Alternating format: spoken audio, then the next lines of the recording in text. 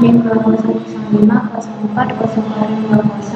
Di sini saya ingin memenuhi tugas hukum agraria dengan membahas sedikit materi terkait hak-hak penguasaan atas tanah. Baiklah,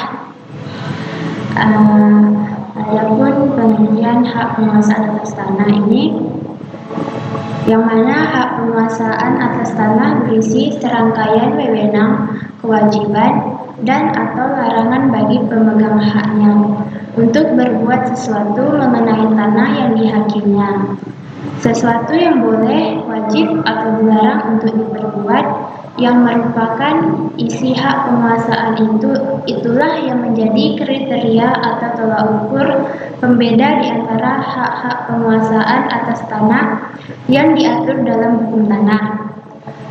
Yang mana penguasaan dalam arti yuridis ini adalah penguasaan yang dilandasi hak, yang dilindungi oleh hukum dan pada umumnya memberi kewenangan kepada pemegang hak untuk menguasai secara fisik tanah yang dihakiminya.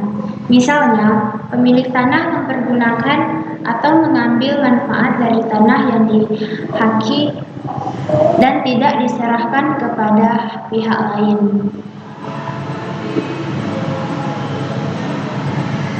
Adapun pengaturan hak-hak penguasaan atas tanah dalam hukum tanah ini dibagi menjadi dua. Yang pertama, hak penguasaan tanah sebagai lembaga hukum, yang artinya hak penguasaan atas tanah ini belum dihubungkan antara tanah dan orang atau badan hukum tertentu sebagai pemegang haknya.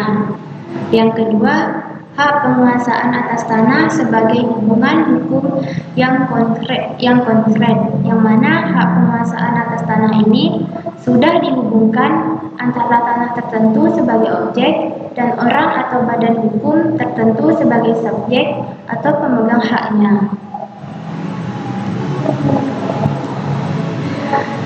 Adapun hierarki hak-hak penguasaan atas tanah dalam UU-PA dan Hukum Tanah Nasional. Yang pertama, hak bangsa Indonesia atas tanah, yang mana hak penguasaan atas tanah yang tertinggi dan meliputi semua tanah yang ada dalam wilayah negara. Yang kedua, hak menguasai dari negara atas tanah, yang artinya penugasan pelaksanaan tugas kewenangan bangsa yang mengandung unsur hukum publik. Yang ketiga, hak wilayah masyarakat hukum adat, artinya kewenangan menurut adat yang dipunyai oleh masyarakat hukum adat tertentu atas wilayah tertentu.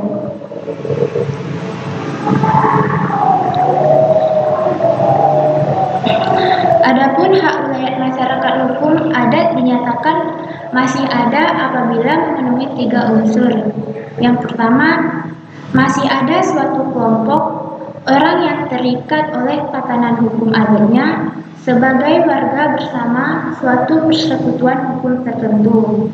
Yang kedua, masih adanya wilayah atau tanah wilayah tertentu yang menjadi lingkungan hidup para warga persekutuan hukum tertentu. Yang terakhir, masih adanya tatanan hukum adat mengenai pengurusan, penguasaan, dan penggunaan tanah wilayah yang berlaku dan ditaati oleh para warga persekutuan hukum tersebut.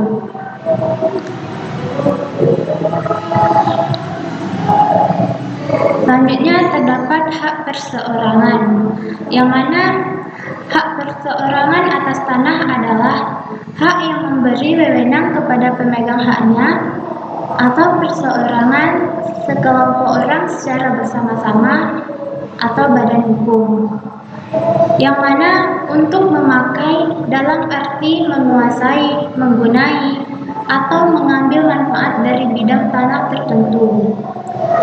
Adapun hak atas tanah bersumber dari hak menguasai dari negara atas tanah dapat diberikan kepada perseorangan, baik warga negara Indonesia maupun warga negara asing, sekelompok orang secara bersama-sama, dan badan hukum, baik badan hukum privat maupun badan hukum publik.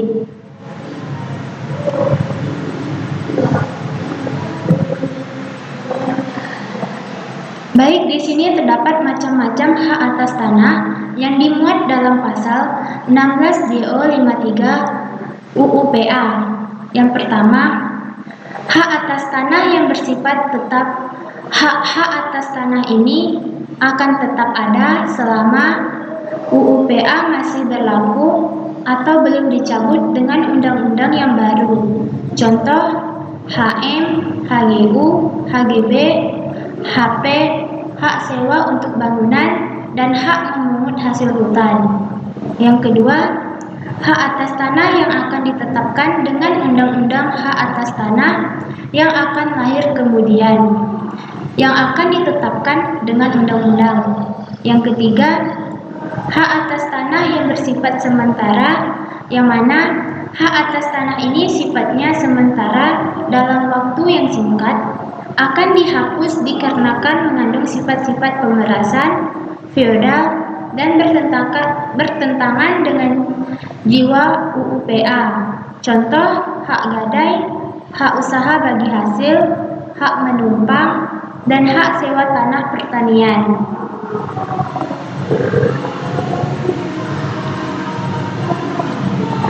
Jika dilihat dari segi asal tanahnya, hak atas tanah dibedakan menjadi dua. Yang pertama, hak atas tanah yang bersifat primer, yaitu hak atas tanah yang berasal dari tanah negara. Contohnya, HM, HGB atas tanah negara, HP atas tanah negara. Yang kedua, hak atas tanah yang bersifat sekunder, yang mana hak atas tanah yang berasal dari tanah pihak lain.